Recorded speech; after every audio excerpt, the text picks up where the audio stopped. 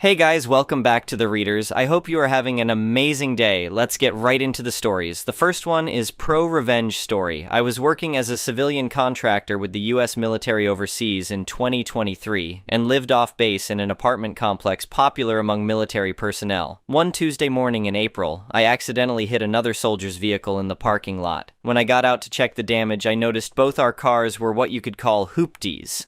Old beaters that get passed around from one service member to another, typically selling for $1,000 to $2,000. I immediately recognized I was at fault for the accident. It was very minor. His rear bumper had a small dent. Both our cars were still running fine. I approached the driver who had already stepped out. He was in uniform, looking irritated.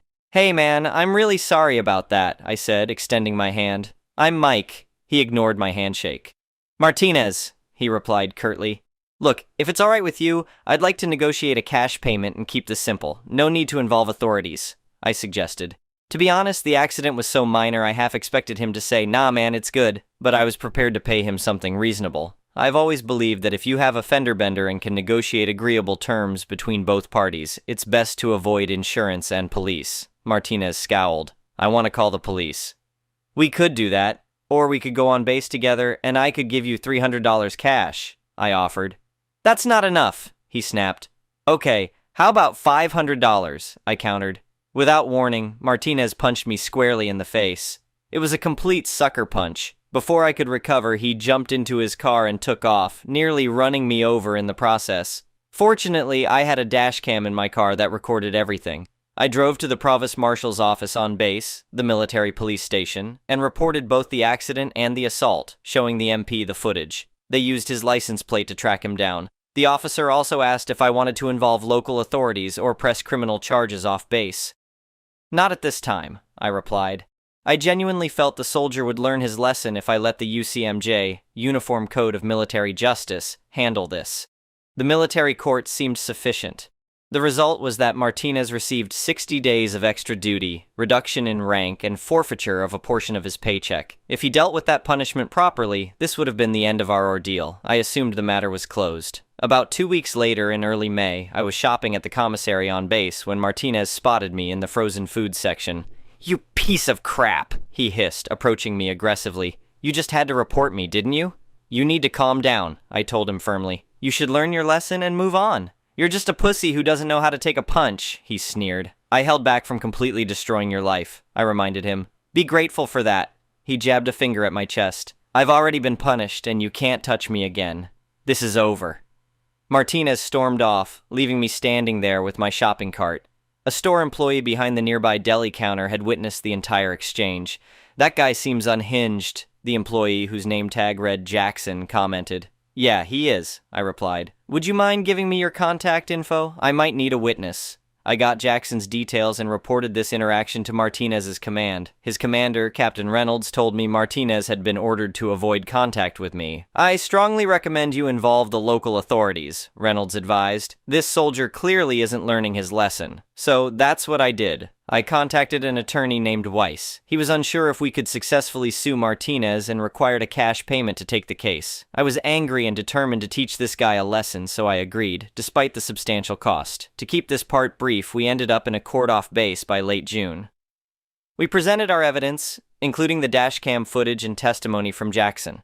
Martinez had decided to represent himself, which proved disastrous for him. Throughout the proceedings, he had multiple outbursts, interrupting both my attorney and the judge. "This is all bullcrap," he shouted during my testimony. "Control yourself or I'll hold you in contempt," the judge warned. When the judgment came down, the judge granted me approximately $50,000. Martinez exploded. "You son of an idiot, the Army will cover for me." The judge's face hardened. "I'm adjusting the judgment to $80,000, he declared, then turned to me. "Would you also like to press criminal charges against this individual?" It was obvious Martinez wasn't going to learn his lesson. "Yes, Your Honor, I would," I replied. Later, Attorney Weiss advised me about pursuing an international hold. If you ever want to see that money, this is your best option, he explained. With your judgment, a judge would likely grant an international hold, which would prevent him from leaving the country until the debt is paid. According to the agreement between the U.S. military and the host country, they would honor this hold. The military won't protect him or move him out of country to avoid payment. By this point, I had already paid my lawyer thousands of dollars and didn't want it all to be for nothing. Let's do it, I told Weiss. I want the international hold. About a month later, by August 2023, the international hold was granted, and the U.S. military was informed. 2 months after that, the criminal case concluded with Martinez sentenced to 90 days in jail. By then, his commander had moved him onto the base, into the barracks. I remember receiving the call when the MPs handed him over to local authorities to begin his sentence. And he still owed me $80,000. I heard nothing for almost a year. Then in July 2024, I got a call from Captain Reynolds. He wanted me to make a statement regarding the case. When I went in, I discovered the military was processing Martinez for separation, essentially kicking him out of the army. Reynolds also mentioned Martinez was close to raising the money to pay me so he could have the international hold lifted. Would your lawyer be willing to make a statement as well? Reynolds asked. I'll ask him, I said, and later contacted Weiss, who agreed to provide a statement about the facts of the case. A few weeks later, a woman named Diane called me. I'm Martinez's ex-wife, she explained. When this all started, we were married, but I divorced him last year. I'm sorry to hear that, I said, though I wasn't particularly surprised. He has the money to pay you now, she continued. He needs to know how to get it to you so the hold can be lifted. I provided her with the payment details, and a few days later I received the full $80,000. I contacted Diane to confirm. How did he manage to get the money? I asked out of curiosity. He maxed out his credit cards and his family helped with the rest, she explained. The army has discharged him. He just wants to come home now. I'll send the receipt right away, I told her. I emailed her the confirmation, and that was the last I ever heard from anyone connected to Martinez. Sometimes I wonder if he finally learned his lesson, but either way, justice was served. The next one is an entitled people story. So this happened a few months ago, and I'm still shaking my head at the absolute audacity of some people. I inherited this beautiful beach house from my grandmother about 3 years back. It's nothing fancy, just a cozy 2-bedroom cottage right on the sand with weathered shingles and a wraparound porch that faces the ocean. The kind of place where you can hear the waves from every room and watch the sunrise with your morning coffee. Now here's where it gets interesting. The property sits in this weird spot where it's technically part of a larger beach community that formed an HOA about 15 years ago. But my grandmother's house was built way before any of that nonsense started. She bought the land and built the house back in the 70s, long before the surrounding area got developed into the pretentious little enclave it became. When I inherited the place, I did my due diligence. Had lawyers look over everything, made sure the deed was clean, property taxes were up to date, the whole 9 yards. The house was mine, free and clear, with no HOA obligations because it predated their formation by decades. My grandmother had been grandfathered in, so to speak, and that protection transferred to me. But apparently nobody told the current HOA board that. I'd been going down to the beach house maybe once a month, sometimes bringing friends or family for weekend getaways. It's about a 4-hour drive from where I live, so it made for perfect mini vacations. The neighbors seemed friendly enough when I'd run into them on the beach or at the little grocery store in town. I kept the property neat, didn't throw parties, and basically minded my own business. That all changed when Mrs. Patterson became HOA president. This woman was something else. Picture the most stereotypical HOA president you can imagine, then dial it up to 11. She had short gray hair that looked like it was styled with a bowl and spray glue, always wore these matching tracksuits in various shades of beige, and carried around a little notebook where she'd write down every tiny infraction she spotted. The woman treated the neighborhood like her personal fiefdom. About 2 months after she took over as president, I started getting letters. The first one was about my outdoor shower, claiming it violated some aesthetic guideline. Then came complaints about my fishing equipment being visible on the porch, my beach chairs being the wrong color, and my failure to maintain landscaping that met community standards. I ignored them at first because, legally speaking, I didn't answer to the HOA. My property wasn't subject to their rules, but the letters kept coming, getting more aggressive each time. Mrs. Patterson seemed to take my lack of response as a personal insult.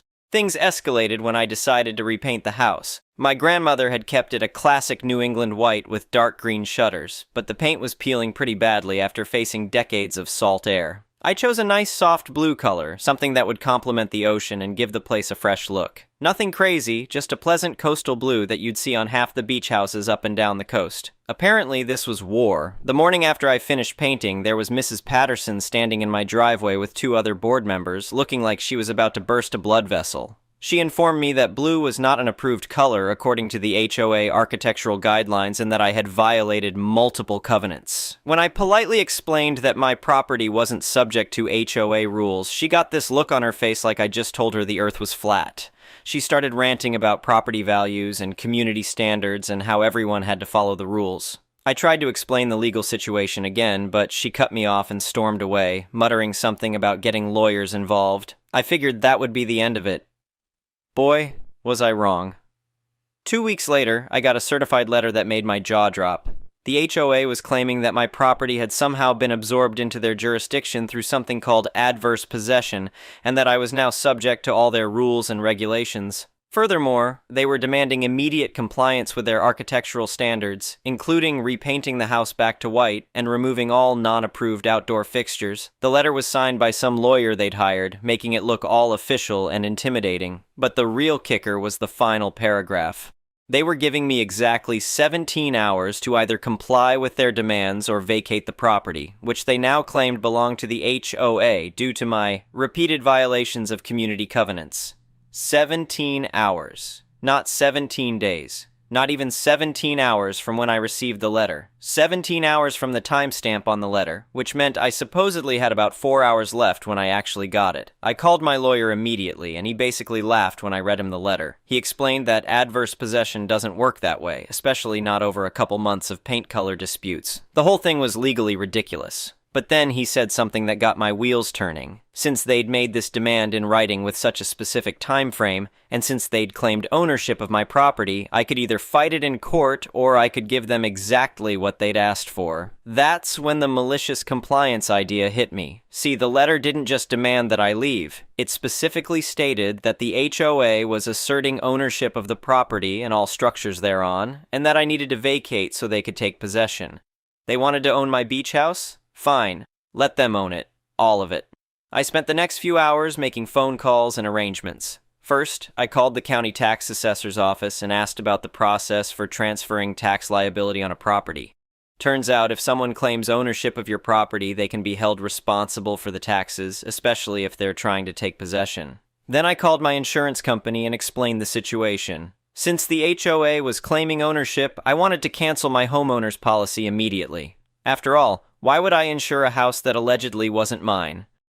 Next call was to the utility companies. Electric, water, trash collection, internet, the works. I explained that I was no longer the property owner according to a letter from the HOA, and I needed all services disconnected from my name immediately.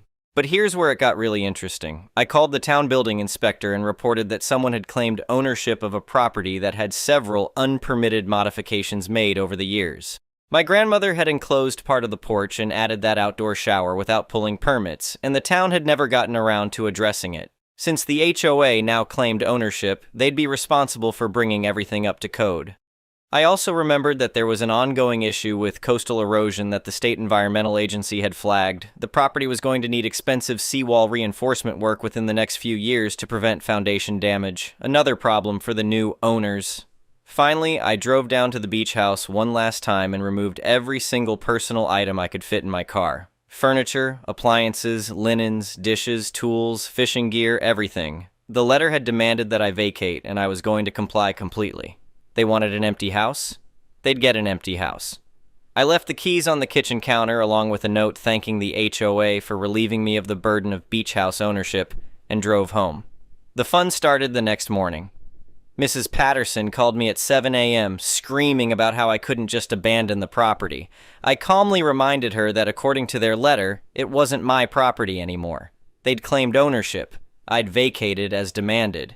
What more did they want? Apparently, they wanted me to keep paying for everything. The utility companies started calling the HOA directly when services needed maintenance or when bills went unpaid.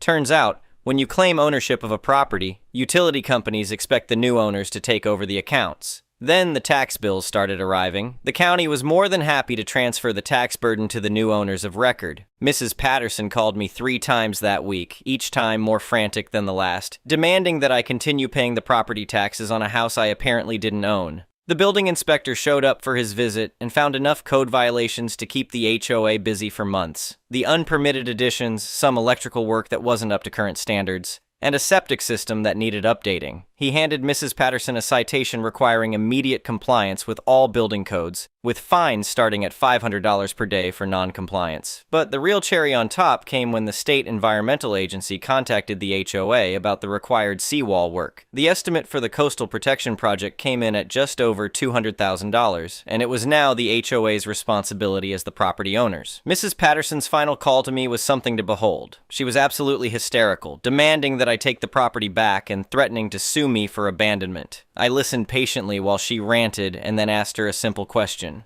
Did the HOA still claim ownership of the property or not? Because if they did, then all these expenses and obligations were theirs to handle. If they didn't, then maybe they shouldn't have sent me that letter claiming they owned my house and giving me 17 hours to leave. The silence on the other end of the line was beautiful. It took them 3 more weeks of mounting bills, daily code violation fines, and increasingly angry calls from contractors before the HOA finally sent me a letter formally disclaiming any ownership interest in the property. They wanted me to take it back, but by then, I'd already spoken to several real estate agents about the fair market value of beachfront property in the area. Turns out, even with the needed repairs and improvements, the place was worth significantly more than I'd thought. The HOA's little stunt had actually prompted me to do research I should have done years ago. I sent them a counteroffer. I'd accept the property back, but only after they compensated me for the fair market value of having sole ownership of prime beachfront real estate temporarily transferred away from me. My lawyer calculated the daily rental value of comparable properties, multiplied it by the number of days they'd claimed ownership, and added legal fees. They could pay me the $28,000 they now owed me for the use of my property, plus cover all the utility reconnection fees and reimburse me for the time and expense of moving my belongings twice. Or they could keep the house and deal with all those mounting expenses themselves. Guess which option they chose? I got my check within a week, along with a written apology from the HOA board and a formal acknowledgement that my property was not subject to their jurisdiction. Mrs. Patterson resigned as president shortly after, apparently deciding that retirement communities in Arizona were more her speed than dealing with property law in coastal areas. The best part is that I used their money to hire contractors to fix all the code violations and make the improvements the house actually needed. The place looks amazing now, and it's worth more than ever. I even kept the blue paint, because it turns out the town's only restriction on house colors is that they can't be neon or reflective enough to interfere with navigation lights. I still go down to the beach house regularly, and the neighbors are much friendlier now. Turns out, Mrs. Patterson had been making everyone's life miserable with her overzealous enforcement of increasingly ridiculous rules. With her gone, the HOA actually functions the way it's supposed to, handling genuinely important community issues instead of micromanaging paint colors and fishing equipment. Sometimes people ask me if I felt bad about what happened to the HOA's finances during those weeks when they were stuck with my property expenses. The answer is simple. They got exactly what they demanded. They wanted ownership of my beach house, they got ownership of my beach house. All of it, including every responsibility, expense, and legal obligation that comes with owning beachfront property. Next time, maybe they'll think twice before giving someone 17 hours to abandon prime real estate, especially when they don't actually have any legal right to make such demands in the first place. The ocean view from my porch is still just as beautiful, by the way, even more so now that I can enjoy it without worrying about getting angry letters about the color of my beach chairs. The next one is a petty revenge story. My wife and I were one of the fortunate people that got to see the northern lights where we live. I didn't fully plan on where we were going to view it, so we stopped by a small local park on the way home that offered decent views of the sky. The park technically closes in 30 minutes, so we spent most of the time admiring the northern lights in peace. We were about to leave when the park had 5 minutes left until it closed. Out comes a car from out of nowhere driving towards us as we were entering our car. She rolled down her window and asked us annoyingly, "What the hell are you guys doing here?" I innocently said that we were looking for a clear spot to view the northern lights. Then she said something along the lines of, "Well, that's a good reason for me to call the police on you because you're not supposed to be here." Once again, we made sure it was legal to enter the park because the last thing we wanted was to trespass and get ourselves into trouble. There was no reason for the police to come, and I realized that she's The kicker here is that we live in a rural part of Pennsylvania, and her car had a huge sticker of someone running for the PA House of Representatives for our local district. It's known that PA is a crucial swing state, and our district is purple. I already knew who I was going to vote for, and it wasn't that person the lady is supporting, so I pretended to be an apathetic voter and asked about who that person is. She went on about that person and how great she was. I then said, "Well, I wasn't going to vote, but you just convinced me to go out of my way to register and vote against her and whatever party she's in." Her mouth opened wide and she was left speechless. She then called me racial slurs and threw insults at me. I didn't bother to listen, but I said, "Democracy's an idiot, isn't it? Maybe you should mind your own business next time," while rolling up my window. As we left, I heard a noise that sounded like a popped tire as she kept driving. We were the only 2 cars there, and my tires are fine.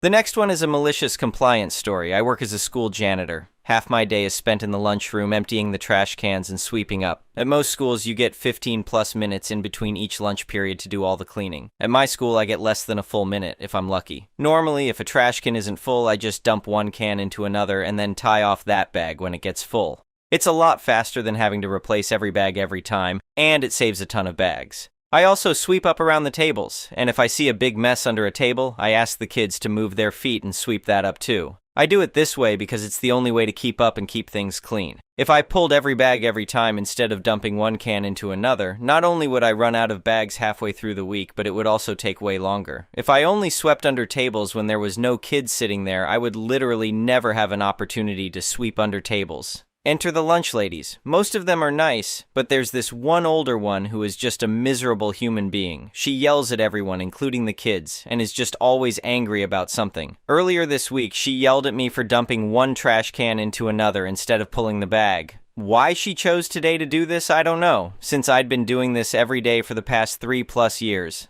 I know how to do my job and didn't ask her opinion, so I just ignored her, didn't say anything, and kept doing what I was doing. Fast forward an hour or two, and I'm getting a call from my district boss that there was a complaint. The lunch ladies are saying they don't like that I dump cans instead of pulling bags, and they don't like that I sweep under the kids' feet. My boss tells me just stick to cleaning in between lunch periods. I try to explain that that's literally a period of less than a minute, and isn't even a fifth of the amount of time I'd need to do it that way. He says just do it anyway to keep the lunch ladies happy. He's a good dude, but he's just trying to squash complaints and keep them from going further because he doesn't and deal with it. He says from now on, I'm only to empty trash or sweep the floors in between lunches, where there's not students in the cafeteria, and also, I'm to pull the bags every time. No more dumping cans. Cue malicious compliance. Starting then, I only cleaned in between lunches when there was no kids. Of course, this is literally less than 60 seconds, so I only had time to get to half the trash cans. And since I was replacing every bag instead of dumping cans, each can took longer. I didn't even have time to sweep at all. The trash cans I couldn't get to would fill up and overflow, and the kids don't care and just keep piling trash on top. The floor got more and more covered in trash since I didn't have time to sweep at all. I did this for the rest of the week. The same idioty lunch lady tried to scream at me to go empty the trash when I was standing there on Tuesday, but I explained, I was told by my boss that you guys didn't like me sweeping or emptying trash around the kids, so now I'm only allowed to do that when the cafeteria is empty. I'd love to go get that trash can, but there's kids eating lunch right now, so I'm not allowed. She tried to argue, but I just told her I'm following direct and explicit orders from my boss. There was nothing she could do. When the final lunch ended, I cleaned as much as I could before 2 p.m. and then stopped, as that was my lunchtime and the union requires that we take our lunches at our allotted times. It's optional and zero tolerance for deviation. And after my lunch, I have to go clean classrooms since school is out, and classrooms take priority over the cafeteria. End result? The cafeteria never got fully cleaned. When the lunch ladies came in the next day and found it still half filthy, they went through the roof and complained to my boss. He called me in and I explained that I was just follow orders and the lunch ladies were the ones who asked I do things this way. Suffice it to say, I was told to go back to doing it however I thought was best. You want to stick your nose in my business and tell me how to do my job? See how that turns out. Oh, and also since then, I spent the rest of the week calling them out on all the things they were doing wrong. Previously, I just kept my mouth shut and minded my business, but now we're doing this the way you wanted. Door propped open because it's incredibly hot in the kitchen and you need the airflow? Sorry, that's a security issue. Doors cannot be propped open. Enjoy your heat stroke. Greasy wax paper in the cardboard recycling? Sorry, that can't go in there. Normally I just grab it as I see it, but now? I waited till the end of the day and then tell them. They had to pick it all out by hand. They had to stay late instead of leaving and pick it all out. You guys like having the radio playing in the kitchen? Sorry, not allowed. Shut it down. Grumpy Lunch Lady wants to sneak out early because they finished shutting down their stations? Oh, hey, where are you going, Miss Grumpy? Your shift doesn't end for another 20 minutes. Good thing I let you know, or you might left early, and we all know that would be considered stealing time. The next one is an entitled people story. Our town has a children's museum. It's cute, full of activities from baby through 9 or so. The baby and toddler areas have gates that latch for obvious reasons. Well, Karen decided she would use authority to have her toddler leave. So she opens the toddler gate and tells her child it's time to leave now. Well, her kid doesn't move and clearly wants to stay and play. Instead of closing the gate, retrieving the toddler, and going on with life, Karen decided to hold the gate open and start demanding her toddler listen. So of course other toddlers book it out, and Karen continues to hold the gate open and does nothing to prevent this and just keeps yelling at her kid. Instant chaos as parents and a grandparent scramble out to catch the escaped tots. Toddlers are running to open elevators, to balconies, and to the manager's office, and my child was booking it towards the stairs. I am about to catch her when she ducks into the art room, messy but safe, and I notice a toddler nearly to the stair landing, which are 2-story in stone, glance quickly and see Grandma going as fast as she can but nowhere near fast enough, so I leave my kid to her painty fate and snatch up Darius and deliver him to a grateful Grandma. I hear a dad say, "Close the gate," as he has one twin in surfboard meltdown and another has just booked it out of the gate towards me in the paint room. This Karen then yells at him that it's not her job to watch his kids. She's got 3 kids of her own to handle. She is still holding open the gate. I'm acting as a shepherd of sorts between the toddlers and the stairs. Paint is everywhere with unsupervised tots not wearing their paint-proof smocks going hog wild. Apparently my daughter's favorite color is yellow. With this sudden chaos, a manager came to see what was happening, and 2 dads point to Karen, who finally picked up her child and shut the gate. Karen then tells the manager how she felt unsafe because the dad who yelled closed the gate, and demands action. By then I head over Yellow Gremlin in arms as all the tots are corralled and me and Grandma back up the dads and say how irresponsible her behavior was. Karen then launches into a tirade about how it's not her job to watch all of our children. The manager tells her she is banned and she starts screaming, so security gather her and her 3 kids and march them out. I feel bad for her children, but honestly girl, how entitled do you have to be? A simple, "I'm sorry I froze when the kids ran out. I wasn't thinking straight." Literally anything but she wanted to act like she was a victim of unsafe after releasing half a dozen toddlers into dangerous situations. Edit to add, I've had a few women named Karen reach out to me and explain the vitriol they have experienced just for having that name. From doctors to waiters to complete strangers, they are instantly maligned. I believe the stories of the women reaching out to me so personally. I am done using Karen as a shorthand for an entitled person behaving poorly and demanding a manager. The next one is an entitled parent story. I, 23F, have always had protective parents. As far back as elementary and especially middle school, I was sheltered beyond normal levels to a point that I was and still am far less independent than any of my peers, and was often encouraged or forced to not learn how to be more self-sufficient.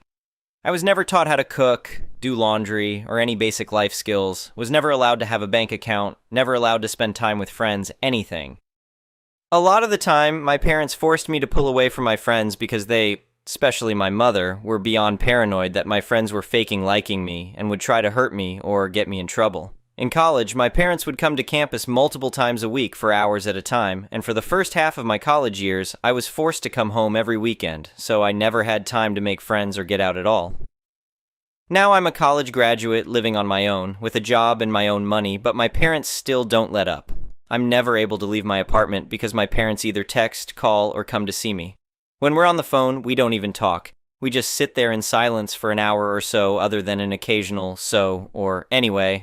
And if there's ever a time that I don't immediately respond, they're either in a total panic or completely outraged. At this point, it's getting to concerning levels. My parents took the spare key to my apartment, only asking after they already took it and won't give it back because we sort of need a key, and when I expressed that I was uncomfortable with how little privacy I had, I was told, "Sorry you have a problem with that," and ignored. My parents come to see me most days, sometimes just sitting in my apartment, not leaving, and taking my entire night after I get off of work, so I don't get any true free time. If I get upset that they take all of my time, I'm just met with, "Well, what would you have done tonight anyway?" Because I'm expected to go to work and come home and do nothing so that they can take up my time. I have a parking pass for my apartment, and now I'm expected to change it to be set up for their car so they can come up and sit for hours. They keep buying actual junk that fills up my apartment, and I'm not allowed to get rid of any of it or say I don't want it, not allowed to try to socialize outside of them, and most importantly, not allowed to seek treatment I so desperately need for depression and gender dysphoria.